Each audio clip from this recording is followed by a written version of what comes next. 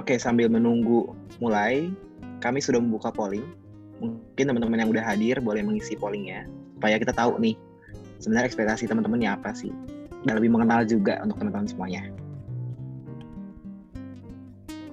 Boleh diisi ya.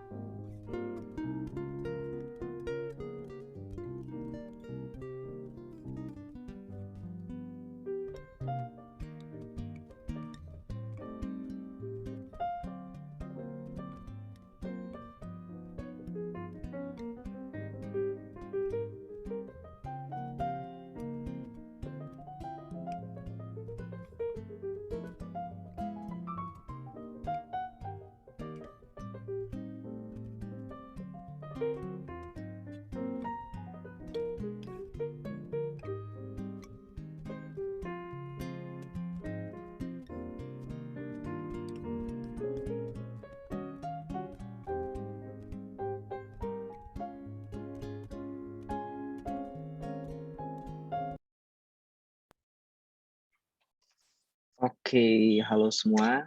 Selamat sore teman-teman. Selamat datang di acara keempat, Customer Relationship Masterclass, yang dipersembahkan oleh Jatis Mobile. Saya Jimmy Koresi dari Apiari yang akan menjadi host pada hari ini. Dan pertama-tama saya perkenalkan sedikit tentang Apiari. Oke, Apiari adalah sebuah coworking space yang berada di Puri Indah, Jakarta Barat. Misi kami adalah untuk membantu startup dan business owners untuk menjadi sukses di usaha mereka. Maka kami menyediakan one-stop solution dengan 3 pilar. Pilar pertama yaitu education. Nah, Apiari sering banget ngadain acara seperti webinar dan workshop seperti pada hari ini. Dan kita udah held lebih dari 5.000 events. Dan 5.000 partisipan di 100 events. Yang kedua ada penyediaan services seperti pendirian PT, virtual office, dan lain-lain. Dan yang terakhir ada community, di mana kita juga punya weekly mentoring session. Kami akan menyediakan tempat bagi business owners untuk saling sharing pengetahuan, updates, dan opportunity. Sampai saat ini kami mempunyai lebih dari 5.000 bisnis, 5.000 community members. So feel free to contact us via Instagram @apiari.coworking jika ada hal yang ingin ditambah, yang ingin ditanya-tanyakan. Oke, boleh next.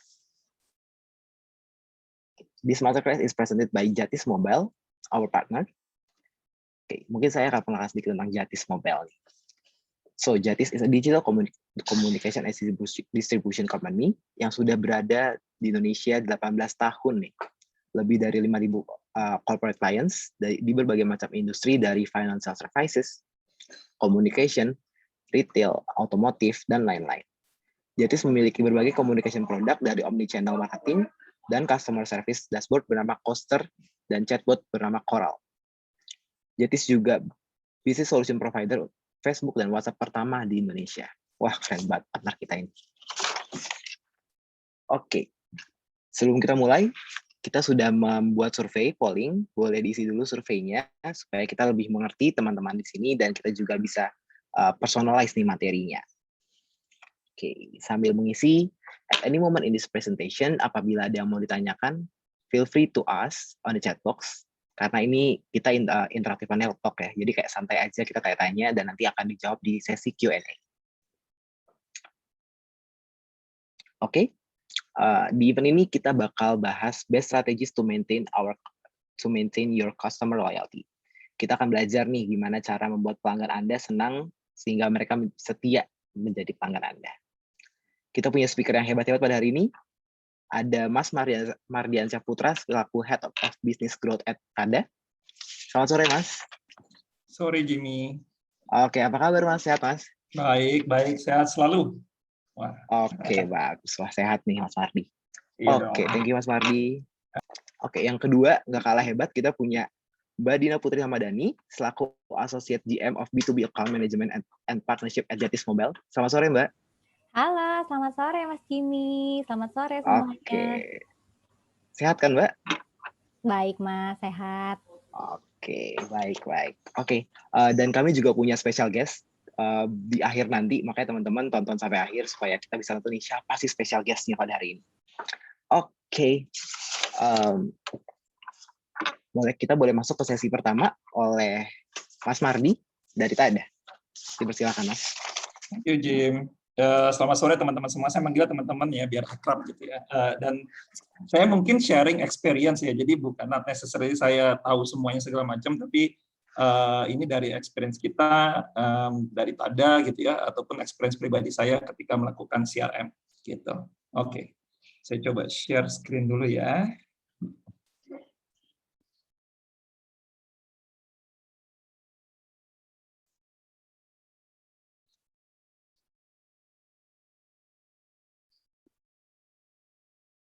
Oke, jadi kalau kita ngomong customer loyalty, saya lebih suka ngomongnya customer retention ya, karena retention itu nanti modelnya bisa banyak banget, dan bentuk retention pun macam-macam gitu ya.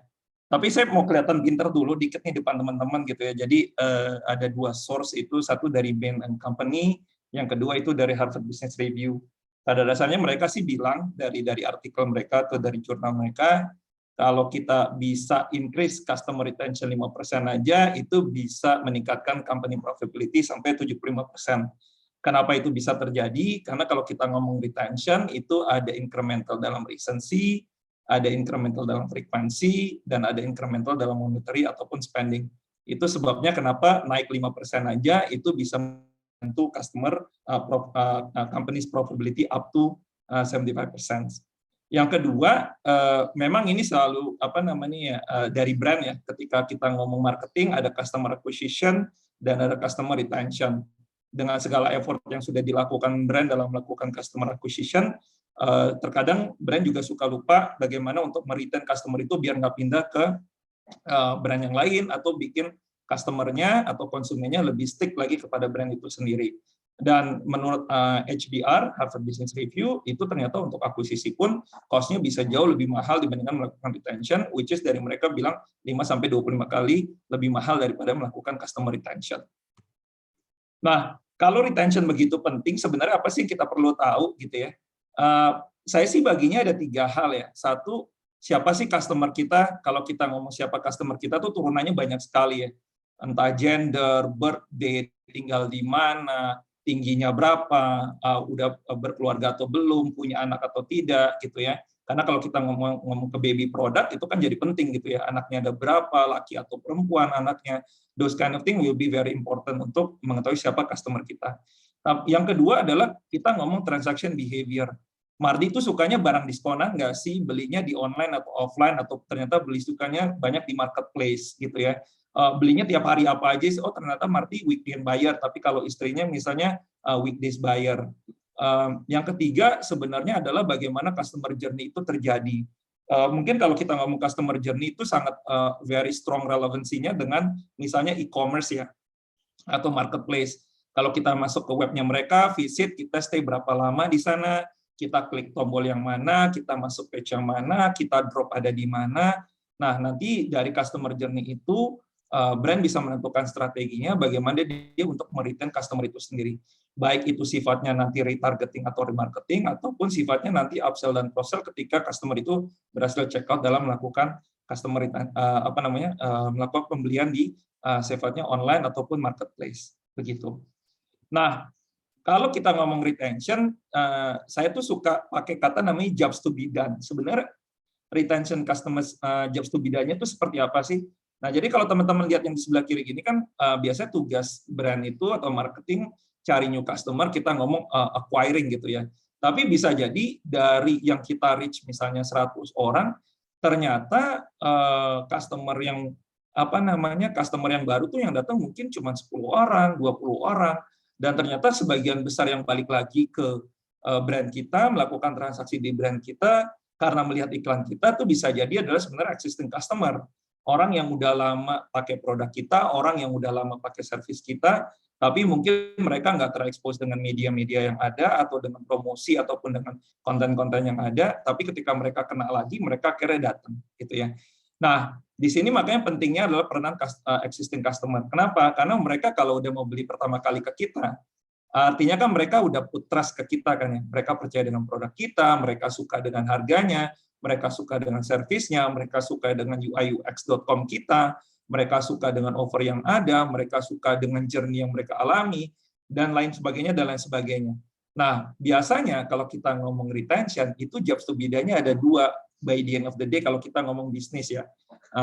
Makanya di sini saya bilang CRM impact gitu. Nah, apa yang sih di drive itu pertama adalah purchase more often. Ujung-ujungnya gimana Mardi kalau datang sebulan yang lalu tuh bisa datang sekarang per 3 minggu atau per 4 minggu, jadi nggak nunggu 30 hari. Tujuannya biar Mardi tuh bisa purchase more often. Nah, ketika kita ngomong purchase more often, apakah Mardi mesti specifically beli produk yang sama, di kategori yang sama, atau sebenarnya bisa jadi Mardi pergi ke kategori atau produk yang berbeda. Tergantung dari brandnya. Kalau brandnya punya range kategori yang luas, tentu itu akan beneficial. Tapi kalau misalnya produknya range-nya tidak terlalu luas, misalnya kita ambil contoh restoran bakmi lah ya, ya mungkin SKU-nya gitu-gitu aja, tapi secara life cycle, secara intensity, biasanya orang tinggi gitu ya makan bakmi. Contohnya gitu. Jadi gimana caranya Mardi bisa datang lebih sering untuk bertransaksi kepada brand tersebut. Yang kedua adalah bagaimana Mardi itu biar spend more. Nah, ketika spend more itu macam-macam, bisa Mardi naik level. Kalau tadinya Mardi beli teh, contoh aja, brand saya sebelumnya jualan beli sari wangi, mungkin Mardi bisa jadi belinya Lipton gitu ya. Atau saya beli produk yang lebih banyak gitu ya. Jadi upgrade ke premium produk, ataupun Mardi secara pembelian jadi lebih banyak ya, secara volumenya atau basket size-nya meningkat. Nah, jadi ini adalah pentingnya melakukan retention terutama kepada existing customer gitu. Nah, gimana sih biar retention itu terjadi? Sebenarnya ujung-ujungnya sekarang tuh semua all about data. Karena kan tadi di sebelumnya saya sampaikan kalau kita tahu siapa customer kita, biasa bertransaksi seperti apa, kemudian customer journey-nya seperti apa, itu semuanya isinya adalah tentang data, gitu kan. Baik itu online, baik itu offline maupun dari sisi marketplace, is all about data. Dan ketika kita ngomong data, sebenarnya bagaimana kita memberdayakan data tersebut sehingga kita bisa reach out kepada customer kita. Nah, sebenarnya kalau secara journey, kalau kita lihat ya, standar adalah melakukan mass communication, TVC, kemudian billboard, itu masih jalan ya, print ad, dan segala macam, radio, mass communication gitu. Meskipun secara medium itu mereka memang punya personality masing-masing gitu ya. Lalu kita makin ke sini makin bergerak yang namanya targeted communication. Kalau kita bisa main Facebook gitu ya atau Instagram, kita bisa targetin tuh communication-nya yang tinggal di pasar minggu, laki-laki atau perempuan, punya interest tertentu. Tapi ujung-ujungnya memang sifatnya masih generik meskipun kita bisa personalize atau bisa targetin dengan parameter yang ada. Nah, yang sekarang lagi marak memang adalah pentingnya adalah data driven marketing gitu, karena kontennya Mardi sebagai laki-laki usia 37 tahun, beristri dengan anak 3, tentu berbeda dengan teman saya misalnya namanya Joni, usianya 25, single, tinggal di apartemen gitu ya. Nah, itu kan is all about data gitu kan, gimana data itu menentukan bagaimana brand itu melakukan marketing terhadap target audience yang ada. Jadi bagaimana kita melihat fenomena perubahan transisi bagi brand untuk berkomunikasi dengan customer-nya, itu sangat penting. It's all about data sekarang, data driven marketing. Mungkin kita juga nggak sadar, terkadang kita suka nemuin tiba-tiba kita dapat message, kok brand ini tahu ya, saya habis beli celana jeans kemarin, sekarang saya mau beli misalnya t-shirt gitu ya, atau misalnya juga mau masuk summer, biasanya Mardi beli kemeja yang kembang-kembang, yang flora, yang faunal gitu, lalu saya dapat offer yang sama di seasonal yang sama. Nah, itu is all about data and how you combine those data into a marketing activity atau marketing strategy. Nah, terkadang kalau kita punya data, sebenarnya apa sih yang mesti kita lakukan gitu ya? Tadi kita ngomong data driven marketing. Sebenarnya marketing sendiri itu ada journey-nya gitu kan. Secara sederhana atau secara singkat, saya bisa bilang sebenarnya kalau udah punya data itu kan ada insight. So basically, bagaimana kita bisa memahami customer kita itu sendiri. Balik lagi dengan experience saya dulu pernah di Unilever ataupun AirAsia, termasuk juga Panasonic, kita pakai data pihak ketiga. Contohnya AC Nielsen, kalau di FMCG, kalau saya dulu di Panasonic saya pakai JFK, di mana sebenarnya mereka adalah provider ataupun partner yang bisa memberikan kita sebuah insight. Tentu dengan metodenya yang berbeda-beda ya, bermacam-macam seperti itu. Nah, kalau kita udah punya data yang datang masuk ke POS kita, yang masuk ke brand.com kita, ataupun misalnya kita taruh marketplace kita gitu ya, kita bisa tahu datanya itu, kita tahu siapa customer kita dan kita bisa memahami mereka. Lalu tentunya dengan data tersebut kita bisa membangun engagement kepada customer kita itu sendiri, gitu ya. Jangan apa-apa kalau kita mengirim message, mengirim konten atau message sifatnya generik mulu gitu. Lama-lama nanti customer nggak merasa relevan. Kok saya kayak berasa dibombardir dengan message yang nggak relevan dengan saya ya, seperti itu. Makanya sangat penting sekali kita untuk engage dengan customer kita dengan data yang ada. Nah, yang ketiga, ini yang paling penting sekali nih. Mungkin udah sekitar 5 tahun atau 7 tahun terakhir very hype sekali ya kata-kata omnichannel gitu ya. Intinya kita bisa tahu customer kita transaksi di mana.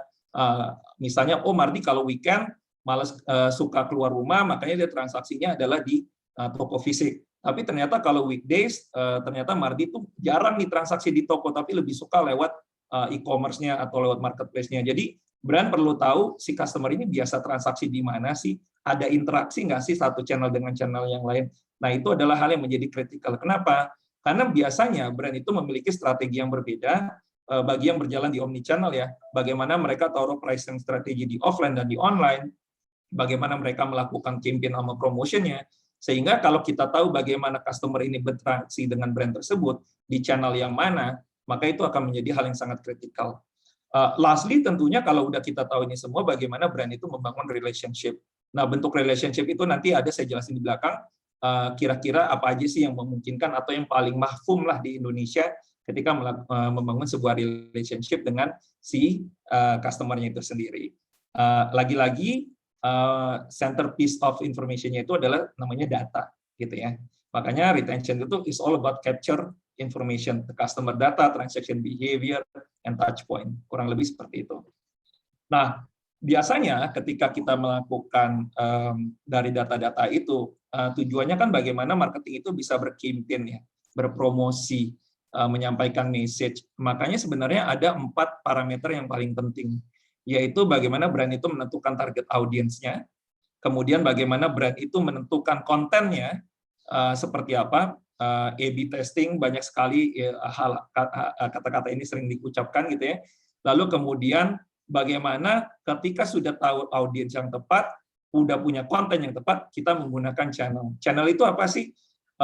Channel bagaimana customer itu bisa engage. Kalau kita ngomong dari sisi retention, yang sifatnya direct tentunya biasanya customer pakai handphone gitu ya. Nah, handphone ini apa mediumnya? Bisa jadi buat SMS, bisa jadi lewat email, bisa jadi lewat push notification, atau kalau di Indonesia itu lewat WhatsApp, karena kerja semua lewat WhatsApp, kadang approval lewat WhatsApp.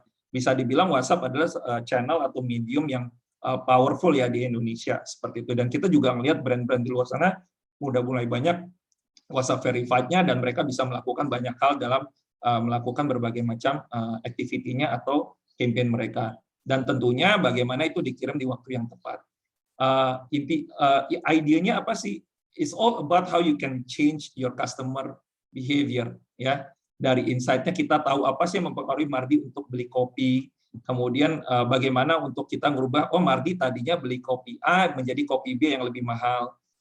Tentunya mesti di-engage dengan ekspektasi ada perubahan behavior yang akan terjadi. Nah, akan jauh lebih efektif adalah ketika kita melakukan itu semua, kita measure dan mempelajarinya secara real time. Gitu ya. Makanya hal-hal terkait dengan channel itu sangat penting sekali. Bagaimana sih orang tuh melihat message di device-nya mereka gitu ya. Orang tuh buka tuh paling sering, saya bisa believe, dan sini reflect ke saya sendiri adalah WhatsApp adalah salah satu tools atau medium yang saya paling buka paling sering gitu kan. Nah, makanya ketika kita bisa berkomunikasi langsung dengan mereka dan kita mempelajari result dari campaign kita, sehingga itu nanti akan membentuk current behavior dari si customer itu sendiri. Dan lagi-lagi kita ulangi lagi cycle-nya seperti itu. Gitu. Nah, Ketika kita ngomong retention, saya mau masuk ke hal yang paling fundamental sebenarnya. Bagaimana saya sebutnya adalah CRM maturity model. Jadi ada 5 gitu ya. Know your customer, real time context aware engagement, analytics maturity, integrated technology, sama organization alignment. Tentunya setiap parameter ini punya faktornya masing-masing, ada levelnya masing-masing. Di mana sebenarnya saya bagi menjadi 3 level gitu ya. 1, 2, dan 3. 1 itu yang terendah, 3 itu yang paling tinggi. Nah, apa sih Mar yang menyebabkan sebuah brand itu punya CRM yang mature, retention yang mature, create loyalty program yang mature, scoringnya gimana gitu. Nah, sebelum kita ngomong scoring, itu tentunya ada prerequisite lah, persyaratan untuk qualify melakukan CRM maturity model ini. Intinya adalah sama kayak yang slide tadi pertama, data customer-nya seperti apa, punya single view of customer atau tidak. Yang ketiga ini paling penting nih. Apakah ada komunikasi yang dilakukan antara customer dengan brand itu sendiri? Seberapa intens, seberapa tepat pengirimannya, seberapa relevan kontennya, itu akan menjadi kritikal. Yang terakhir mungkin ini juga cukup banyak terjadi adalah terkadang CRM itu nggak align dengan bisnis strategi. Karena saya nemuin di lapangan gitu, ada CRM yang punya departemennya sendiri gitu ya, atau ada CRM yang masuk ke dalam departemennya marketing gitu. Nah, terkadang yang saya sering temui adalah CRM kalau masuk di departemen marketing suka nggak fokus, atau secara budget allocation suka tersisihkan lah, biasanya seperti itu. Dan sebaliknya dari experience saya, CRM yang punya departemen sendiri itu biasanya mereka jauh lebih robust, jauh lebih established ya ketika melakukan campaign-nya, dan biasanya saya sebutnya adalah member sales contribution atau loyal sales contribution-nya itu biasanya bisa jauh lebih tinggi dibandingkan non-member atau non-loyalty sales-nya, seperti itu. Nah, jadi hal-hal ini sangat penting sekali untuk melakukan CRM maturity model tadi. Nah, yang pertama saya mau masuk ke know your customer. Tentunya kalau brand pengen melakukan retention, mesti tahu customer-nya, ya kita mesti identify dulu customer-nya. Tentu ada level-levelnya gitu ya. Ini apa masuknya dari online doang gitu ya. Apakah ternyata brand ini, oh saya ada online, saya ada offline, saya ada marketplace Mardi, dan saya bisa punya data-datanya dari 3 itu sendiri. Atau bahkan misalnya mereka nanti berpartner dengan enabler misalnya. Saya juga bisa dapat data-data itu. Jadi ketika kita dapat semua itu akan lebih memperkuat brand dalam mengenali customer-nya itu sendiri. Yang kedua adalah bagaimana brand itu mempunyai kemampuan untuk bisa melakukan single view of customer gitu. Karena jangan sampai kalau online, oh tarik dulu data dari POS, nanti yang offline, oh saya tarik dulu deh dari CMS reporting saya, nanti dari pihak ketiga tarik lagi dari tempat yang berbeda, dan itu terkadang field-nya suka beda-beda. Nanti mau diceplokinnya di mana bahasanya gitu ya, mau taruh di mana, single source of truth-nya seperti apa, apakah ada redundancy dari satu channel ke channel yang lain. Kenapa? Bisa jadi Mardi ada di POS, Mardi ada di e-commerce-nya, Mardi juga ada di third party, karena Mardi pakai ketiga channel itu sendiri. Nah, tapi kalau field-nya beda-beda lagi, PR lagi kerjaannya. Yang ketiga adalah mengenai enrich your data. Tentu beda orang yang punya brand yang punya data, oh Mardi, nomor teleponnya 123, laki-laki, tentu beda kualitasnya dengan, oh Mardi tinggal di Jakarta Selatan, tinggal di rumah, bukan di apartemen, dia punya istri, dia punya anak, tentu itu datanya lebih kaya, akan lebih kuat lagi ya brand dalam melakukan retention. Ini adalah dari fase yang pertama, yaitu know your customer. Yang kedua adalah real time context aware engagement. Nah, ini tadi yang saya bilang salah satu channel engagement yang digunakan. Yang paling basic memang dari zaman baheula sampai sekarang masih ada adalah SMS dan email gitu ya. Nah, balik lagi gimana kita bisa meleverage itu. Nah, kalau di kita sendiri kayak WhatsApp gitu ya, itu benar-benar very powerful lah ya, dan itu banyak mulai digunakan sekarang. Kita bukanya dari situ dan segala macam. Nah, jadi WhatsApp itu atau social media atau aplikasi, karena brand juga suka bikin aplikasi atau web, itu akan menjadi hal yang paling penting. Nah, saya mau sedikit emphasize di sini. Apa sih dimaksud dengan dynamic event? Dynamic event itu adalah, ini mungkin lebih cocok konteksnya di beberapa e-commerce atau .com ya pada secara keseluruhan, atau di offline secara khusus gitu ya. Jadi balik lagi, misalnya Mardi nih udah sampai alamat lagi browsing, udah masuk pilih kategori, pilih sepatu, tiba-tiba Mardi nggak lanjut nih, nggak lanjut. Kenapa nggak lanjut? Nah sebenarnya brand dengan teknologi yang ada, dia bisa set customer journey-nya. Mardi, pokoknya kalau customer habis pilih kategori nggak lanjut, nanti dia akan terima WhatsApp message misalnya. Hey Mardi, kok kamu belum menyelesaikan transaksi kamu loh? Jangan lupa ada benefit ini, ada promo ini dan seterusnya. Jadi bagaimana real time engagement itu sangat kritikal gitu, dan bagaimana message itu bisa nyampe ke customer dengan medium atau dengan channel yang powerful juga gitu. Dan saya punya big belief WhatsApp adalah channel yang powerful ya, terutama untuk di Indonesia ataupun di Southeast Asia. Yang kedua adalah over effectiveness. Ya balik lagi ini personalization-nya gitu ya. Jangan sampai isi offernya generik, tidak ada perbedaan dari satu dengan yang lain. Yang ketiga adalah personalization. Bagaimana jangan sampai kontennya sama semua gitu, tapi bagaimana bisa dipersonalize secara individualnya itu sendiri. Yang ketiga itu adalah dari sisi analytics gitu ya. Bagaimana kalian men-generate insight-nya, bagaimana kalian mampu melakukan setiap stakeholder itu mempunyai akses kepada data itu sendiri. Makanya tadi single source of truth platformnya atau data customer data platformnya is a very critical one, sehingga jangan sampai satu user dengan user yang lain itu menggunakan platform yang beda. Karena biasanya nanti kalau data strukturnya beda, logiknya berbeda, bisa jadi satu departemen dengan departemen malah nggak nyambung gitu ya. Yang ketiga tentunya adalah insight by action gitu ya. Jadi bagaimana kita bisa predik, mungkin bahasa yang populer itu adalah propensity modeling atau misalnya predictive modeling, itu dilakukan dalam CRM. Biasanya sudah menggunakan machine learning ataupun AI gitu ya. Yang manual juga ada, melihat dari historical customer behavior-nya itu bisa dilakukan juga. Yang keempat adalah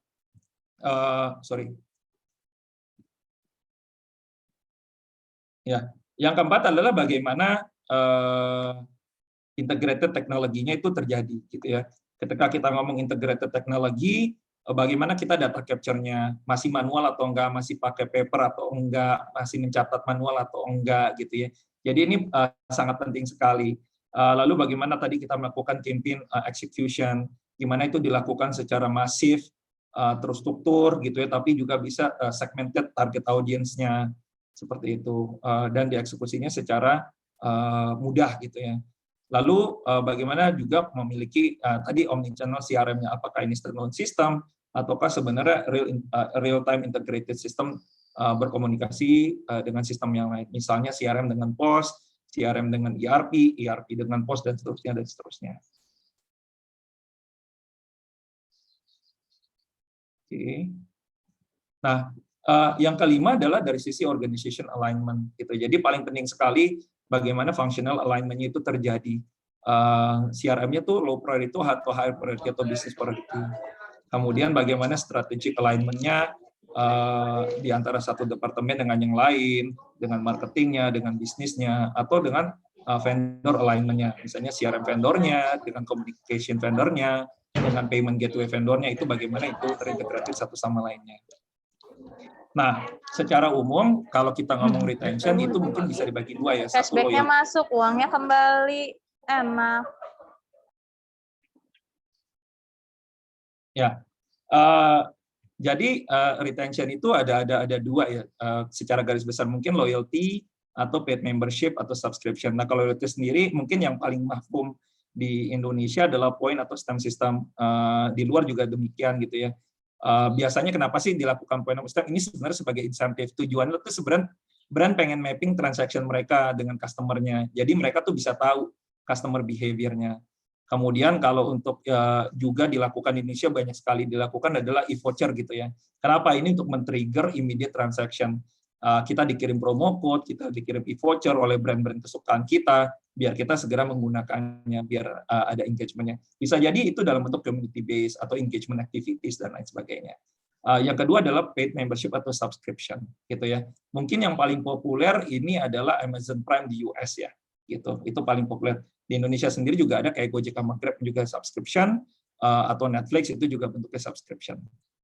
Nah, kalau kita ngomong loyalty sebenarnya ada model apa aja sih, landscape-nya seperti apa sih?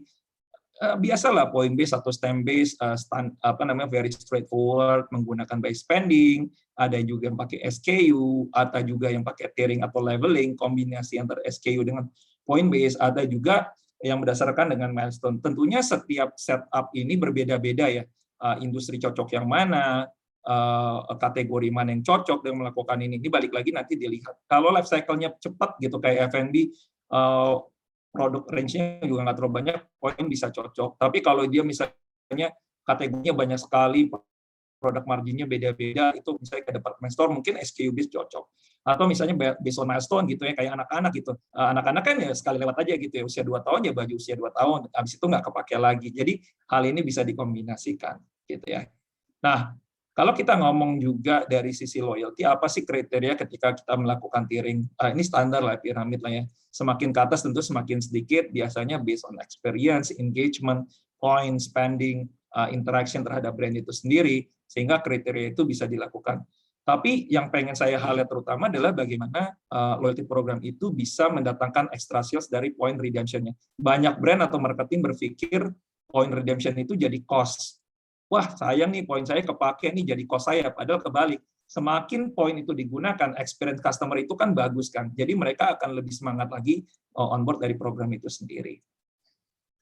Nah, another thing is dari sisi loyalty, karena kita akan dapat banyak sisi aspek tadi, biasanya bisa dilakukan dari, ini very basic sih sebenarnya, recency, frekuensi, monitoring, sama advocacy gitu ya. Dan bagaimana brand juga bisa mengkombinasikan dari hal ini. Tentunya banyak parameter lain ya di luar sana, kayak misalnya ada yang pakai latency gitu ya, bagaimana jarak subsequent visit ke satu visit dengan visit yang lainnya, lalu melakukan segmentation based on case size dan lain-lain sebagainya, itu tentu dilakukan. Tapi kalau kita pengen start from the beginning, mungkin RFM ini adalah yang paling sederhana, tapi at some point itu bisa menjadi cukup kompleks ketika kita tahu bagaimana mengcombine parameter-parameter ini dalam bentuk campaign-nya nantinya. Nah, yang kedua tadi saya bilang adalah subscription atau paid membership. Apa sih untungnya subscription? Ya tentunya subscription ini sebenarnya salah satu cara untuk menjadikan customer itu otomatis gitu ya. Dengan 3 value, bisa meningkatkan customer lifetime value, upfront revenue-nya langsung dapat di depan buat si brand itu sendiri, dan tentunya untuk login ke customer. Mark, kok bisa kayak gitu sih? Gimana caranya? Nah, ini saya udah selesai dikit lagi.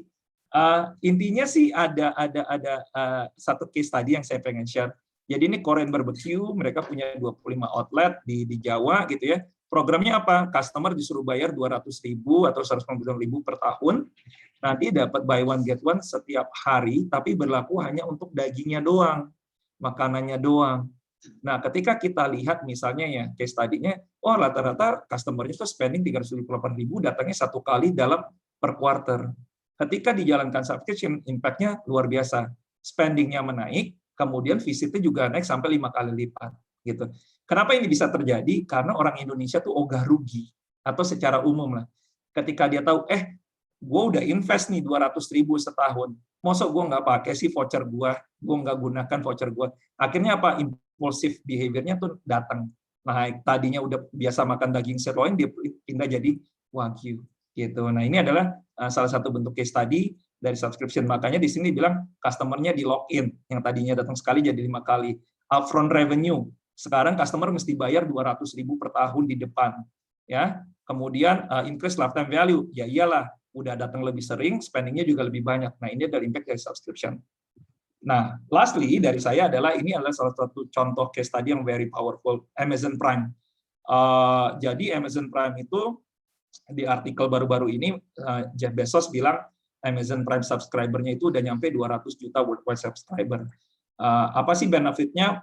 Main perks-nya atau main benefitnya? Ya udah, lo dapat free 2-day shipping gitu. Nah, dari ini berapa sih harga subscription-nya? Ternyata harganya hampir $13 per bulan atau $119 per tahun. Nah, kalau dikali 200 juta tadi dari Amazon Prime sendiri aja, Amazon.com itu udah dapat upfront revenue sebesar $23,8 billion on every year dari paid membership atau subscription-nya. Gitu. Itu aja dari saya. I think I talk too much.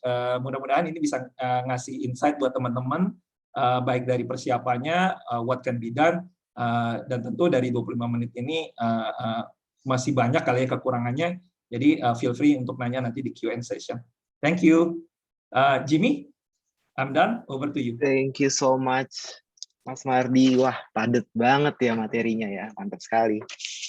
Oke, yang saya dapat nih intinya tentang customer loyalty itu penting banget ya, Mas. Dan juga kita harus get to know customer kita, terus kita utilize dari hasilnya dan akhirnya kita execute. Nah, cara utilize itu kan bisa lewat WhatsApp tuh. Selanjutnya kita bakal bahas nih gimana sih cara implementasi dari strategi-strategi yang udah Mas Mardi kasih oleh Mbak Dina. Selamat sore Mbak Dina. Masih di mute, Mbak. Boleh di... Halo, selamat sore Mas Jimmy. Oke. Menarik banget ya tadi Oke, penjelasan dari Mas Mardi. Iya, betul sekali. Nah, kita tuh pengen tahu nih, Mbak, gimana sih implementasi WhatsApp ini sebagai how to utilize our customer relationship. Mungkin boleh dijelaskan, Mbak Dina. Time is yours. Iya, oke. Terima kasih Jimmy. Halo teman-teman semua, saya Dina, saya Associate Group Head dari Jatis Mobile. Sore hari ini saya ingin sharing sedikit sih sama teman-teman, lebih ke arah apa sih WhatsApp itu gitu ya, WhatsApp Business itu apa. Kemudian bagaimana sih implementasi WhatsApp untuk membantu bisnis teman-teman untuk lebih growth gitu. Oke, saya ada sedikit presentasi, saya siapkan sebentar.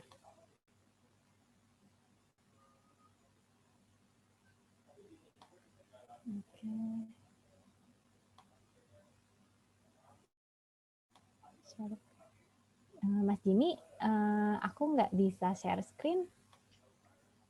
Oke, saya jadikan. Sorry.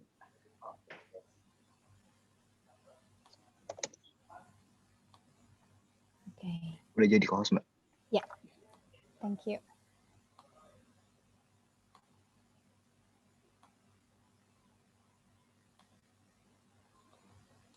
Oke, sudah terlihat ya? Terlihat jelas. Oke, ya. Mungkin sebelum saya masuk ke WhatsApp itu apa, saya ada sedikit slide mengenai maintaining loyalty. Jadi kalau kita bicara tadi loyalty atau mungkin Mas Mardi bilangnya adalah retention gitu ya. Memang biasanya kan kalau misalnya kita mau maintain loyalty itu, brand itu biasanya akan mengidentifikasi dulu ya apa customer-nya tuh seperti apa behavior-nya, terus profile customer-nya tuh seperti apa, cocoknya tuh nanti dikasih apa sih programnya gitu ya, atau bagaimana cara approaching kepada si customer itu sendiri. Nah, secara tipikal untuk ini ya, untuk customer journey itu biasanya dimulai tadi dari acquisition, kemudian setelah kita akuisisi customer-nya, kita akan ada post sales gitu ya, atau kita support gitu, mungkin dengan cara kalau support mungkin bahasanya lebih banyak dipakai kalau kita jualan layanan gitu ya, atau services. Tapi kalau kita jualannya products, mungkin lebih cara follow up, kita bilangnya kayak lebih untuk memfollow up customer, misalnya gimana feedback dari pemakaian produknya selama misalnya 6 hari atau 12 hari gitu ya. Ataupun kalau misalnya mereka udah mau habis gitu, kita remind gitu ya, apakah mereka tertarik untuk beli lagi atau tidak. Nah, biasanya dari post sales ini juga akan lead to retention gitu. Nah, retention itu memang erat banget ya kaitannya dengan loyalty program. Nah, kalau kita bicara loyalty program juga ya tentunya ada benefit-benefit lah yang kita kasih ke customer kita, biar customer kita pun jadi lebih loyal sama brand tersebut gitu. Nah, kalau misalnya kita bicara tentang post sales, kemudian retention, nah WhatsApp API itu merupakan salah satu tools yang sangat powerful ya untuk brand pakai gitu. Kenapa? Karena di WhatsApp API ini ya seperti kita tahu lah ya, WhatsApp itu kan salah satu chatting platform yang paling banyak digunakan di Indonesia saat ini. Udah lebih daripada 125 juta subscriber lah di Indonesia.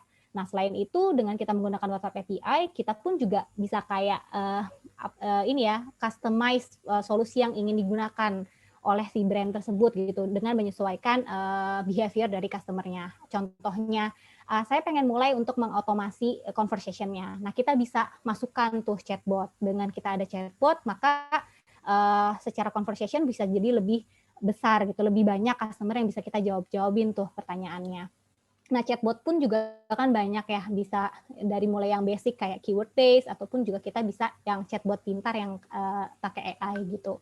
Nah, tidak jarang juga ketika kita punya chatbot, kita juga tetap punya kan customer agent gitu. Jadi kalau misalnya chatbotnya udah nggak ngerti, ya tentunya harus ada customer care nih yang take care. Nah, itu pun sangat banyak sekarang brand menggunakan omni-channel gitu. Nah, untuk masalah loyalty, loyalty pun juga sangat bagus dijalankan di dalam WhatsApp. Kenapa? Karena tadi WhatsApp tuh dia juga dua arah gitu ya. Jadi sangat mudah si customer itu untuk interaksi sama brandnya. Contohnya ya, contoh yang udah pernah jalan untuk loyalty itu di kita, misalkan kayak di Wyatt atau di Permata, ya Wyatt itu mereka punya program namanya S26 Loyalty Program, mungkin bisa juga dicari di Instagramnya S26 ya. Di sana kalian bisa coba bagaimana berinteraksi dengan WhatsApp botnya Wyatt dan bagaimana mengikuti program loyalty-nya mereka. Nah, contohnya kalau di Wyatt misalkan kita beli produk gitu, ibu-ibu gitu ya, beli susu anaknya gitu di supermarket, kemudian setelah beli, mereka dengan mudahnya gitu bisa mengupload struk pembeliannya ke dalam WhatsApp, dan dengan mudahnya juga mereka bisa input poinnya, kemudian juga meredeem poin tersebut menjadi hadiah, dan juga bisa melakukan pengecekan poin-poinnya gitu. Nah, sama juga nih di brand-brand lain, misalkan kayak Bank Permata, mereka juga sama nggak mau gitu customer-nya meninggalkan mereka. Jadi untuk tentunya mereka sudah bisa memisahkan gitu ya, mana sih customer prioritas mereka, mana customer yang masih reguler dan pengen mereka naikkan gitu ya peringkatnya ke customer premium. Nah, ya sama diberikan juga tuh di retain gitu dengan loyalty program, misalnya dikasih promo atau diskon atau voucher kayak gitu. Nah, jadi ini kalau di slide ini saya pengen cerita gitu sedikit. Apa sih sebenarnya WhatsApp yang tadi saya mention? Nah, WhatsApp yang tadi saya mention itu lebih ke arah WhatsApp Business API. Nah, WhatsApp Business API ini adalah produk yang di-launch oleh WhatsApp sekitar tengah tahun 2018 yang memang diperuntukkan untuk enterprise dan small medium business. Nah, kalau teman-teman semua tahu, udah sejak lama kan WhatsApp sudah punya sebenarnya ya WhatsApp Business, tapi itu adalah WhatsApp Business Apps dan biasanya memang dipakai sama online shop untuk ini ya berinteraksi sama customernya. Cuman karena bentuknya apps jadi banyak limitasinya. That's why WhatsApp akhirnya meluncurkan versi API-nya. Jadi biar lebih mudah di-utilize oleh enterprise gitu, oleh corporate yang punya database cukup banyak gitu. Nah, seperti yang tadi saya sudah sempat mention bahwa WhatsApp Business API ini cukup harus kita pertimbangkan ya untuk kita gunakan sebagai channel communications dengan customer kita. Kenapa? Karena ya WhatsApp sendiri tadi secara subscriber dia banyak sekali gitu di Indonesia, sudah banyak yang pakai, kita sekitar 125 juta pengguna gitu ya di Indonesia. Dan saat ini WhatsApp menduduki peringkat nomor 1 untuk chatting platform. Nah, selain itu juga WhatsApp itu sangat fleksibel. Jadi kalau WhatsApp API ya itu sangat fleksibel. Jadi kalau kita pengen integrasikan dengan chatbot ataupun juga dengan CMS dashboard dan CRM dashboard sangat-sangat memungkinkan. Nah, selain itu kalau di WhatsApp juga kita bisa ngelakuin banyak hal gitu. Bisa satu arah. Jadi kita hanya ingin kayak nge-broadcast something gitu ya ke customer kita, itu kita bisa, ataupun juga kita bisa dua arah gitu. Jadi kalau misalnya customer yang ingin ngasih feedback dan dari corporate bisnisnya juga pengen berinteraksi gitu ya atas feedback yang diberikan, itu sangat-sangat memungkinkan gitu. Jadi ini sangat-sangat powerful untuk WhatsApp Business API. Nah, ada 4 alasan sebenarnya yang paling utama kenapa corporate brand itu harus ya menggunakan WhatsApp Business API. Yang pertama, selain WhatsApp Business API ini adalah nomor 1 chatting platform di Indonesia, ya tentunya WhatsApp Business API ini juga sangat bisa di-customize gitu. Jadi bisa disesuaikan dengan kebutuhan dari brand-brand atau dari perusahaan teman-teman gitu. Maunya seperti apa gitu, apakah hanya ingin push saja atau ingin ada automation-nya atau hanya ingin bisa berinteraksi antara customer service dengan customer-nya, itu sangat-sangat bisa.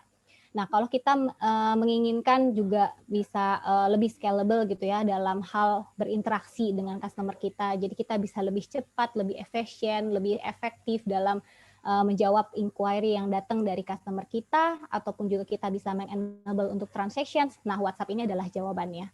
Selain itu pun juga WhatsApp sangat secure untuk teman-teman gunakan, karena ya untuk end-to-end conversation-nya itu sudah di-encrypt oleh WhatsApp-nya. Jadi WhatsApp sendiri juga nggak tahu sebenarnya apa sih yang dibicarakan antara atau conversation yang terjadi antara brand dan customer-nya gitu. Nah, selain itu yang paling penting kalau kita berhubungan dengan customer, kita harus mengedepankan aspek simplicity gitu. Jadi harus sesimpel mungkin. Bukan cuma customer journey-nya yang kita buat simple, tapi juga interface yang digunakan juga harus simple. Since tadi WhatsApp itu sudah menjadi super apps yang dipakai oleh customers untuk berkomunikasi sehari-hari, dan WhatsApp ini yang merupakan komunikasi yang sangat simple yang bisa digunakan oleh customers gitu. Nah, ini adalah beberapa portofolio kliennya Jatis yang sudah live. Kita sudah engage lebih daripada 180 corporate client di Indonesia dan itu ada di berbagai industri gitu. Salah satunya seperti di OJK, di Bank Indonesia, kemudian di Gojek, di GoFood, di GoBiz, dengan Zalora, TipTop, kemudian ada dengan Hypermart dan ada brand-brand lainnya lagi gitu.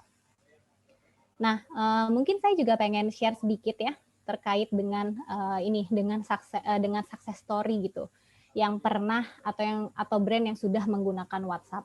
Salah satunya adalah di Tokopedia. Jadi Tokopedia ini sudah menggunakan WhatsApp dari sejak WhatsApp masih beta testing gitu. Jadi mereka merasakan bahwa dengan menggunakan WhatsApp ada 10% peningkatan untuk success rate OTP-nya gitu. Sehingga terlihat ada 26% terjadilah shifting gitu sebesar 26% untuk OTP di Tokopedia.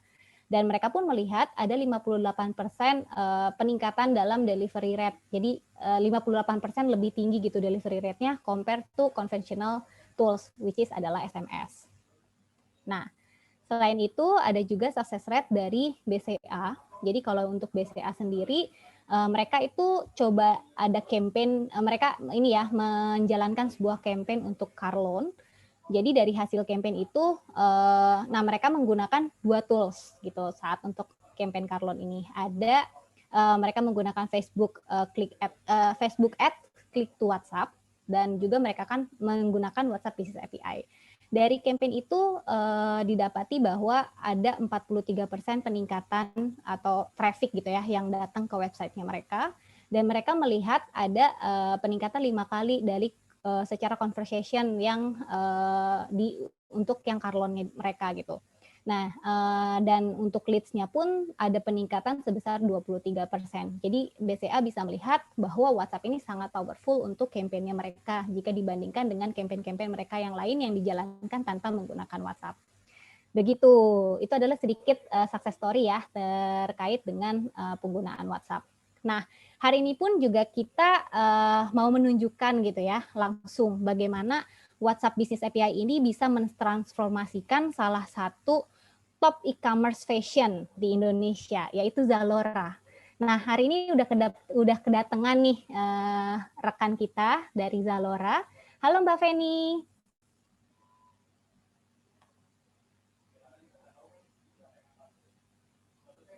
Halo Mbak Feni. Si di mute, Mbak.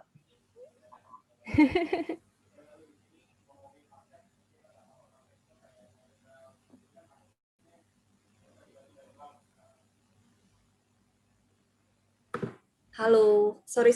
Iya, halo Mbak Feni, apa kabar? Baik banget. Gimana Mbak Dina? Iya, baik juga Mbak Feni. Terima kasih ya Mbak Feni udah mau hadir di acara webinarnya kita. Mbak Feni, tadi kan saya sempat share ya bahwa Zalora as a top leader e-commerce untuk fashion juga sudah menggunakan WhatsApp.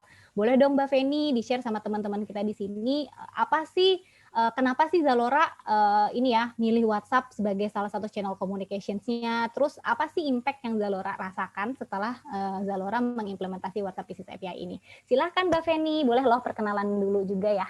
Oke, siap. Halo teman-teman semuanya, nama saya Feni, saya dari Zalora as PMO and Analytics Lead di Zalora. Mungkin teman-teman hopefully udah pada tahu semua Zalora itu apa. Jadi seperti yang dikatakan oleh Mbak Dina, Zalora itu as one of e-commerce di Indonesia. basically kita sebenarnya nggak cuma hadir di Indonesia aja, cuma ada di beberapa negara lain seperti di Singapura, di Malaysia, di Filipina, Taiwan, dan juga Hong Kong gitu. Nah, main bisnisnya Zalora sendiri adalah fashion, tapi kita sekarang udah expand not only fashion. Jadi kalau misalnya teman-teman mau nyari beauty products, kemudian ada juga home and living products, kemudian juga ada health products, itu juga semuanya udah ada di Zalora. Jadi mungkin teman-teman yang di sini bisa sambil cek-cek Zalora juga gitu. Nah, untuk penggunaan WhatsApp, jadi mungkin mau sedikit cerita ya, kita connect WhatsApp itu, kita menggunakan WhatsApp itu starting dari bulan Oktober tahun lalu, kalau nggak salah Oktober 2020. Jadi tadi kalau mungkin udah di-share sama Mbak Dina, penggunaan WhatsApp ini kan sebenarnya fungsinya tuh banyak banget. Bisa untuk OTP, kemudian bisa juga untuk mungkin reach customer, untuk marketing. Nah, yang digunakan oleh Zalora sampai saat ini, memang kita belum touch sampai ke arah OTP, menggunakan OTP melalui WhatsApp. Tapi yang kita gunakan ini, sekarang ini untuk reach customer kita, untuk seperti, kita menggunakannya seperti CRM channels gitu. Jadi, seperti yang teman-teman tahu, kalau CRM channels kan sekarang ini ada email, kemudian ada push notifications yang biasa dipakai, kemudian ada juga misalnya SMS gitu.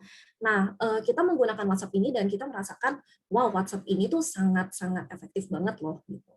Nah, implementasi WhatsApp di Zalora sendiri ini, jadi kita biasa gunakan kalau misalnya kita nggak selalu gunakan WhatsApp untuk setiap ada transaction information, kemudian atau selalu ada any campaign, kita selalu menggunakan WhatsApp gitu.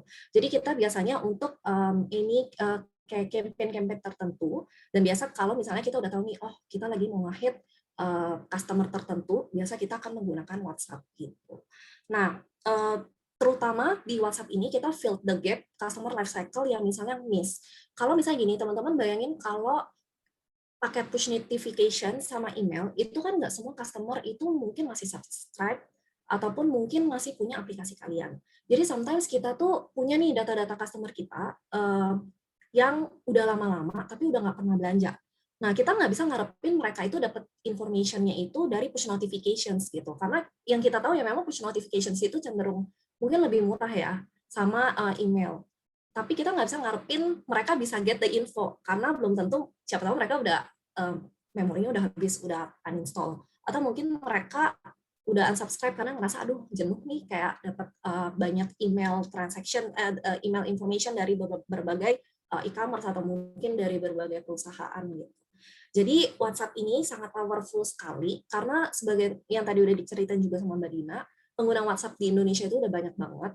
Kita menggunakan WhatsApp itu sebagai daily aplikasi yang digunakan untuk daily conversation kita juga, untuk kerja, mungkin untuk ngobrol sama teman, sama keluarga, semua kita udah menggunakan WhatsApp. Jadi it's really powerful dan sangat-sangat membantu kita di Zalora untuk reach customer kita yang nge-churn gitu sih. Dan kita sekarang lagi selalu study lagi, jadi kita selalu menggunakan, jadi kayak selalu uplift lagi penggunaannya, not only churn, tapi kita sangat-sangat menggunakan ini untuk churn. Balik lagi yang tadi mungkin dijelaskan sama Mas Mardi, nggak gampang untuk retain our customer gitu. Apalagi menghidupkan customer yang udah sampai churn. Ini sangat susah banget. Makanya kita lagi analisa juga sebenarnya di titik-titik mana sih sampai sebelum customer ini churn, kita akan utilisasi si WhatsApp ini juga. Gitu.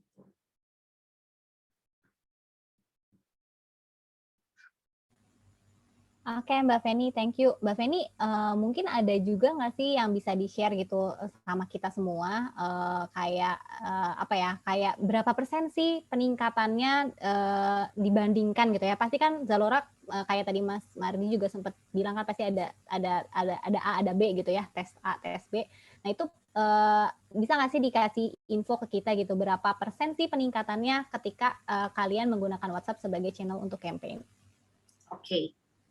Mungkin I refer to data yang waktu kita campaign, kita memberikan informasi melalui WhatsApp ini ke churn customers kita. Jadi waktu itu kita punya sebuah campaign di mana customers yang udah churn ini kita inject cashback gitu. Jadi kita pengen trigger lagi customer kita kita udah pernah coba before kita itu menggunakan WhatsApp. Jadi kita cuma mengandalkan PM dan newsletter kita. Jadi kita bisa ngelihat usage dari si cashback-nya sendiri ini, itu peningkatannya hingga 100%, sangat wow sekali. Kemudian juga dari segi traffic, ketika misalnya kita injeksi WhatsApp ini gitu, itu langsung traffic kita tuh naiknya cepat banget gitu. Walaupun ini ke churn doang ya. Dan waktu itu kita sempat trial juga ke beberapa tipe customer lainnya. Kita sempat udah tes juga ke our customer yang active customer. Itu peningkatan trafficnya wow bisa sampai 20-30% dari yang kita targetin gitu. Jadi penggunaan WhatsApp ini sangat-sangat powerful sih. Jadi kan misalnya gini, kita kan udah WhatsApp itu kan sistemnya mirip-mirip sama newsletter PM gitu ya, yang dimana kita akan schedulein dulu nih gitu. Jadi kita tahu oh nanti jam 2 misalnya kita 11 WhatsApp ini ke customer kita. Itu ketahuan tuh nanti jam 2 oh trafficnya langsung naik banget nih. Terus jam 7 kita taruh WhatsApp, wah nih trafficnya langsung boost gitu naik. Jadi I can say WhatsApp ini sangat membantu dan bisa mengurangi customer churn kita hingga 30%.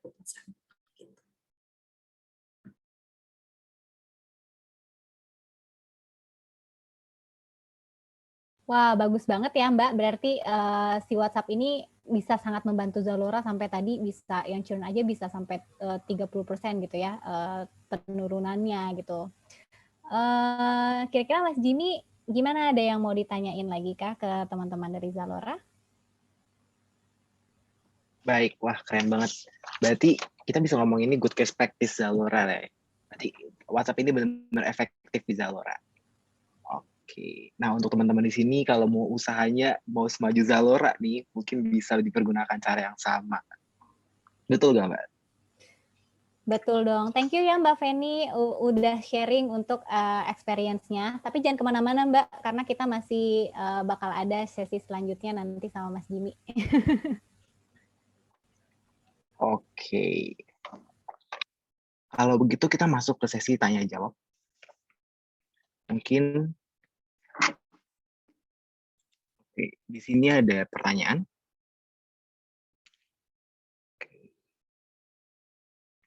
Dari sisi cost and effectiveness, apa sih bedanya WhatsApp dan channel lain yang gunakan Zalora?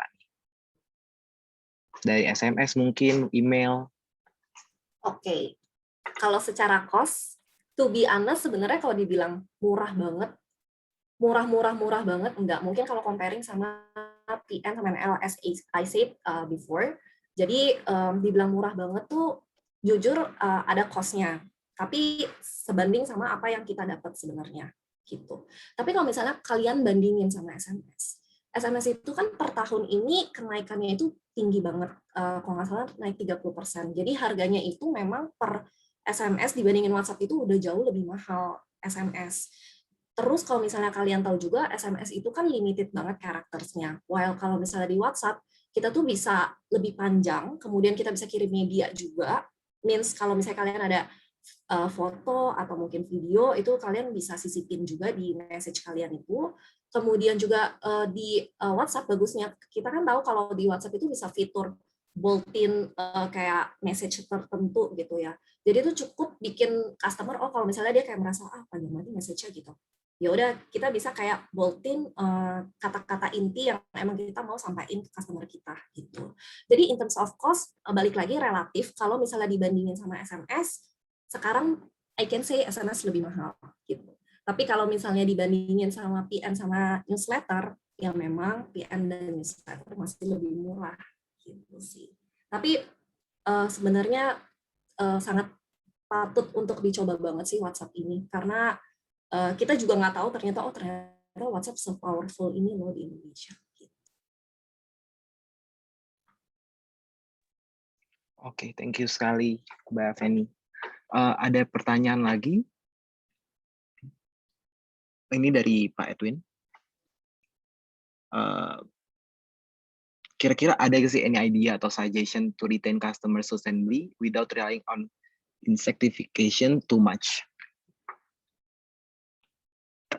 Mungkin ini bisa Pak Marty bisa jawab. Oke. lihatnya ada beberapa sudut pandang ya. Kenapa insentif itu digunakan, baik sistemnya poin, stand, dan segala macam. Saya nggak ngomongin e-voucher dulu. Karena di channel seperti offline, brand itu kan perlu mengidentifikasi satu transaksi dengan satu customer. Nah, customer itu identifiernya apa sih? Bisa nomor handphone, yang ujung-ujungnya nanti SMS atau WhatsApp, bisa email, atau satu lagi, biasanya kalau di CRM itu bilangnya namanya external ID. Gitu. Jadi, kenapa ada point system segala macam, itu sebenarnya untuk meng-simplify customer, biar dia willing untuk memberikan identifikasinya dia. Sehingga dia tahu, oh Mardi itu datang kemarin, belanjanya apa aja, jam berapa, produknya apa aja, spendingnya berapa banyak. That's the idea, gitu kan ya. Nah, itu kenapa insentifnya tentu secara value itu bisa dimainin ya, karena banyak faktor nih, produk life cycle-nya seperti apa, price point kalian seperti apa, kemudian presence kalian ada di channel mana aja, produk range kalian seperti apa. Jadi memang faktornya banyak sekali gitu. Yang kedua, ada channel di mana sebenarnya kalian nggak perlu ngasih insentif gitu ya. Contohnya apa? Kayak tempatnya Mbak Feni gitu ya di Zalora. Karena ketika kalian transaksi kan kalian mesti dikirim barangnya kan. Mau nggak mau kalian kasih nama kalian, alamat, nomor handphone dan segala macam. Kalian nggak perlu melakukan incentivize gitu. Nah, tapi kalau kalian misalnya bagaimana meretain customer, tadi salah satu contoh yang dikasih Mbak Feni adalah dari sisi churn. Nah, ada sisi satu lagi adalah namanya optimization of revenue. Nah, gimana kalian melakukan optimization of revenue? Misalnya kayak tadi saya kasih contoh, Mardi beli celana jeans. Biasanya jeans tuh padu-padannya apa sih? Misalnya kaos, t-shirt, blazer, dan segala macam. Nah, kalian juga bisa ngeliat nih nanti dari historical data. Oh ternyata Mardi tuh cuma baru beli jeans doang ya. Kenapa ya? Kok dia nggak mau beli baju dan yang lain? Nah, terus kalian bisa melakukan beberapa teknik nih. Kalau kalian pakai AI sama ML, beruntunglah kalian, saya bilang gitu ya. Tapi kalau kalian nggak punya ML sama AI, ini sedikit perlu kerja keras lah. Entah kalian bisa pakai Excel, bisa kalian pakai Power BI, Tableau, dan lain-lain dengan data warehouse tertentu. Intinya gini, kalian ngeliat historical data. Ternyata kalau tipikal laki-laki usia 25-35, kalau habis beli jeans, misalnya di Zalora, ternyata sebulan kemudian dia beli baju. Nah, ini kita sebut namanya predictive atau propensity modeling. Predictive atau berdasarkan propensity modeling. Misalnya gini, oh Mardi atau ada typical customer laki-laki biasa beli jeans, sebulan kemudian beli sepatu, 3 bulan kemudian beli kemeja. Nah, kalian bisa tahu nih, journey-nya ternyata in average seperti itu. Jadi kalau ada first time buyer beli jeans, kalian tahu, oh biasanya sebulan kemudian historical kita tuh dibilang dia akan beli sepatu. And then kita sebagai brand bisa ngapain nih? Oh iya, di hari Minggu ketiga kita bisa bilang, kita punya sepatu baru nih. Nah, itu bagaimana melakukan optimization of revenue. Tentunya bisa upsell dengan cross-sell gitu ya. Nah, atau yang terakhir, sebenarnya tadi menarik retention tanpa ada insentif. Sebenarnya ini insentif dengan benefit lah ya. Tadi kayak subscription gitu ya. Yang di Amazon Prime, seperti itu. Kalau nggak salah, Zalora kalau nggak salah punya subscription juga, deh seingat saya gitu ya. Nah, that's another things kan. You might give an incentive to your customers, but actually in return you got an upfront revenue. Bayangin aja tadi kayak Amazon Prime, dia bisa dapat 23,8 guaranteed revenue dari customer yang willing to subscribe to Amazon Prime. Dan yang kedua tadi, bisa jadi karena dia udah invest $112, dia belanja dan jadi itu adalah salah satu bentuk melakukan retention tanpa terlalu bergantung begitu banyak dengan insentif. Kurang lebih gitu sih. Semoga menjawab ya, Mas Edwin. Jelas sekali, Pak Mardi. Terima kasih banyak, Pak. Oke, ada pertanyaan lagi. Bagus nih pertanyaan dari Erlangga Putra. Di sini, jika target market kita adalah Gen X dan Boomer, channel mana yang cocok untuk digunakan sebagai engagement? SMS kah, WA kah, atau email? Atau ada usul lain nih? Mungkin Mbak Dina bisa menjawab? Ya, jadi kalau kita bicara tentang Gen X atau Boomers ya, terus nanya bagusnya pakai channel apa nih buat communicate sama mereka. Kalau menurut saya sebenarnya WhatsApp juga cocok ya buat mereka. Kenapa? Karena ya WhatsApp itu simple apps. Terus dia super apps yang emang dipakai sama kita setiap hari dan nggak mandang umur gitu. Jadi kalau kita lihat demografinya, even dari yang muda ataupun yang tua itu WhatsApp sekarang udah dipakai gitu. Kayak misalnya contoh paling gampang ibu saya deh yang nggak terlalu melek teknologi gitu. Tapi dia pakai loh WhatsApp. mungkin dia nggak bisa install aplikasi lain kayak e-commerce gitu, mungkin dia belum bisa. Tapi kalau WhatsApp dia bisa, dan itu dia enjoy banget pakai WhatsApp untuk untuk berkomunikasi gitu sama saudara-saudaranya atau sama teman-temannya gitu. Jadi ya WhatsApp itu nggak ngelihat generasi sih sebenarnya kalau kita approach customer lewat WhatsApp gitu. Oke, cool sekali. Mungkin dari Mbak Feni, kalau di Zalora sendiri gimana? Apakah ada boomer kah juga yang mungkin efektif via WhatsApp? Oke. Kita pernah juga bikin analisa itu. Jadi menariknya memang kalau untuk email, ini kalau misalnya kita ngomong implementasinya ya, dan mungkin tadi lanjutin Mbak Dina juga, kalau misalnya kita ngelihat dari orang tua kita sendiri deh yang paling gampang. Email tuh definitely something yang mereka jarang sekali buka gitu. Kecuali mungkin mereka masih kantoran atau segala macam, di bangsa 50-an sebelum retire, mungkin mereka bisa masih pakai email gitu. Tapi definitely WhatsApp itu yang paling efektif untuk kelas angkatan yang udah baby boomers atau Gen X, karena kembali lagi si WhatsApp itu tetap mereka pakai, mereka biasa punya grup WhatsApp yang kayak kirim-kirim information apa segala macam, punya banyak teman di grup-grup. Nah, itu sebenarnya paling powerful dan paling mereka buka gitu. Sebenarnya mungkin SMS pun juga mereka buka, cuman memang di SMS ini kita memang lebih susah ukurnya ya, paling cuman deliver rate-nya doang, tapi nggak bisa sampai dia tuh read atau enggak gitu. Cuman kalau dari kita, dari Zalora sih memang paling efektif. Oke, berarti masih WhatsApp efektif ya. Emang sih ibu saya juga pakai WhatsApp soalnya, jadi mungkin cukup efektif. Oke, ada pertanyaan lagi dari Giovanni Sapitepulu. Apakah loyalty program ini efektif untuk membuat customer loyal terhadap suatu jasa atau service? Karena customer biasanya lebih milih brand lain karena faktor harga, customer service maupun trust. Mungkin Pak Mardi. Ini prinsip yang saya pegang ya. Customer itu akan loyal akan satu hal sih sebenarnya, the quality. Ya, jadi quality the product, quality of the services and everything. Jadi yang mesti di mindset adalah produknya dulu gitu. Nah, sekarang pertanyaannya adalah gimana kalau misalnya banyak brand di luar sana dengan quality yang bagus dan bagaimana kita bisa meretain customer. Prinsip saya yang kedua adalah kalau terkait dengan ini, kalau bertarung di harga itu sangat tough lah, sangat berat gitu ya. Karena saya bisa bilang itu nggak ada loyalty di sana gitu ya. Banyak faktornya gitu. Entah misalnya dia biasa belanja ke tempat kamu gara-gara dibayarin kantor, karena dapat kartu kredit kantor, atau ditraktir temannya, atau misalnya dia makan ke sana karena memang itu satu-satunya opsi tempat makan di tempat situ, contoh kayak tempat makan. Jadi seperti itu. Jadi kalau ditanya efektif atau enggak, jawabannya bisa ya, bisa enggak. Karena banyak banget sekali faktornya.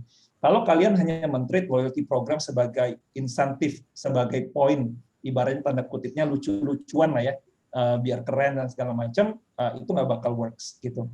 Yang kedua, kalau kalian tidak mengconsider kayak life cycle produk kalian, wide range produk kalian, sama target audience kalian, itu juga akan jadi percuma gitu. Buat apa melakukan loyalty program untuk produk yang life cycle-nya 2 atau 3 tahun? Nggak ada benefit-nya buat mereka. Main as well, langsung kasih aja e-voucher. Itu akan menarik gitu. Tapi, nah balik lagi, loyalty itu not necessarily semuanya buat end user, tapi bisa juga buat yang lain. Contoh sederhana dari case tadinya tadi ya, kita jalan dengan Kalbe, itu loyalty-nya jalan untuk siapa? Untuk staff atau kasir dari apotik-apotik. Mereka sebagai ambasador untuk memboost dari produk-produknya Kalbe ketika orang datang, saya sakit kepala nih, saya sakit perut nih, produknya apa ya? And then they come up with a Kalbe product, and then they will collect point because they promoting di Kalbe products. Jadi seperti itu. Jadi efektif atau enggak buat jasa atau service, jawabannya bisa ya, bisa enggak, dan bisa sangat berhasil ketika kalian mempunyai satu set of rules yang kuat. Saya mengambil satu contoh, bukan loyalty ya, tapi ini buat ilustrasi buat teman-teman semua. Saya tuh suka sekali makan di KFC, dan kita ingat ya, KFC itu bukan jualan CD musik kan, tapi apa yang mereka lakukan? Mereka naruh satu tempat, naruh CD, dan satu line terakhir setelah kamu bayar, Pak, Bu, mau beli CD KFC-nya nggak? Dan kalau teman-teman Google boleh dicek, di 2018 mereka bisa generate revenue itu 60 billion atau 58 billion rupiah di tahun 2018 sendiri. gitu. Nah, sama kayak loyalty. Loyalty is all about data capture. Kalau kita ngomong offline, kita ngomong jasa atau service, itu jatuhnya offline ya. Online juga bisa. It's actually how you communicate your loyalty program. What is the benefit for them? How easy the customer experience to onboard with your loyalty program. Saya bilangnya religiously ya, implemented gitu kan. Kalau offline, nah itu pengaruh banget. Nah, kemudian yang kedua, jangan sampai customer itu ngerasa desperate. Saya refleks saya aja nih. Saya kadang suka desperate, aduh ngumpulin poin kapan bisa dipakainya ya. Nah, itu makanya brand perlu melakukan beberapa engagement activities. Contoh, kalian bikin micro redemption program. Mungkin ada satu masa di mana, ini cuma 1 poin loh, kalian bisa tukar 100 voucher kami. Jadi ada virality, ada excitement dari sisi customer. Sama pengalaman saya kayak di AirAsia, kita ngasih free seat campaign nih, Rp0 tiketnya, padahal itu alokasinya cuma di bawah 5%. Gitu kan, tapi kan itu dibikin konten, dibikin marketing jadi hype gitu kan. Nah, those kind of thing itu bisa dilakukan. Yang ketiga adalah kadang ngumpulin poin dong dari transaksi itu lama, bosen gitu customer. Nah, kalian mesti melakukan berbagai macam engagement, misalnya bikin survei, bikin quiz, gamification, referral program yang mana nanti dia bisa dapat poin aside dari transaksi, tapi at the same time is also bring business to the brand. Jadi kurang lebih kayak gitu sih. Gitu ya. Semoga menjawab ya Mas Giovanis ya. Baik, terima kasih Pak Mardi. Mungkin masih berhubungan dengan loyalty ini Pak. Mungkin tadi kan yang Bapak sebutkan kan brand-brand besar nih. Ini ada pertanyaan dari Ivana Ciputra. Gimana kalau usahanya itu smaller atau medium scale? Apakah bisa nih menggunakan cara yang sama? Jawabannya bisa banget. Bisa banget. Gini, ilustrasi pengalaman saya pribadi. Dekat rumah saya itu ada tempat cuci mobil. Dia jalanin loyalty program kok, pakai apa? Kartu, stempel. That's it, ya kan? Nah, itu bisa kan didigitize gitu kan, didigitize gitu sebenarnya. Kalau dia stem kan semua datanya ada di stemnya itu sendiri. Tiba-tiba si tempat cuci mobil dia nggak tahu nih, wah Mardi kapan datangnya, karena semuanya datanya ada di customer. Ketika kita bikin loyalty program sifatnya digitalized, yang dari brand juga bisa ngeliat, oh Mardi tuh cuci mobil seminggu yang lalu, bisa dilakukan. Dan itu kan cukup common ya. Nah, contoh kayak cuci mobil, CO gas mereka berapa sih? Sebenarnya kan cuma modal apa? Sabun, busa, dan saya punya klien cuci mobil, itu COGS-nya less than 5%. Jadi marginnya gede sekali. Gitu kan, marginnya gede sekali. Dan itu tentu ada ruang untuk dilakukan hal-hal yang demikian. Seperti itu. Jadi small dan medium itu bisa, mau F&B, mau cuci mobil, mau beauty clinic, dan lain, itu bisa. Itu bisa diberlakukan. Gitu sih. Oke, baik Pak Mardi. Oke, mungkin kita kembali ke WhatsApp lagi nih. Gimana sih caranya orang-orang bisa collecting historical data menggunakan data tentang customer-nya melalui WhatsApp API? Mungkin Mbak Dina. Sorry, gimana Mas Jimmy? Gimana orang-orang bisa gimana cara collecting historical data dari customer kita nih melalui WhatsApp? Oke, kalau kita bicara gimana cara kita collect data customer, mungkin gitu kali ya singkatnya. Banyak cara yang bisa kita lakukan melalui WhatsApp gitu ya. Kalau karena tadi WhatsApp itu mendukung fitur yang 2 arah, which is yang interaktif. Jadi memang sangat mungkin gitu kalau kita pengen ambil suatu data dari customer kita. Contoh misalnya kita minta profil customer kita kayak nama gitu ya, terus emailnya, ataupun misalnya dia tinggal di kota mana, itu sangat-sangat bisa kita lakukan. Nah, caranya gimana? Ya tentunya kita harus ya tinggal dipilih sih, apakah itu pengen dimediasi oleh chatbot di tengahnya, atau kita menggunakan customer service agent gitu untuk menanyakan hal tersebut. Nah, yang sangat bagus di WhatsApp itu semuanya itu terdokumentasi gitu. Jadi kalau misalnya ada customer ngechat apapun melalui chatbot, ataupun ada customer yang ngechat ke customer service, semua bisa ditarik datanya. Dan juga kalau misalnya si customer itu juga misalnya beli something terus dia tiba-tiba ngebohong atau gimana, ya nggak bisa bohong juga gitu, karena semua terdokumentasi dengan baik di reportingnya kita gitu, istilahnya kayak gitu Mas Jimmy. Oke, baik Mbak Dina. Oke, mungkin waktunya nggak terasa ya, udah hampir jam 6. Iya. Udah padat banget materi hari ini. Mungkin hari ini Jatis Mobile akan memberikan special deal buat di sini. Mungkin Mbak Dina bisa menjelaskan. Betul. Nah, buat teman-teman semua yang udah hadir di acara ini, terima kasih banyak ya sudah meluangkan waktunya sore hari ini. Dan khusus buat teman-teman semua yang hadir di acara ini, kita punya special prize, which is namanya adalah THR, tebas harga reguler, since kita masih di suasana Lebaran gitu ya.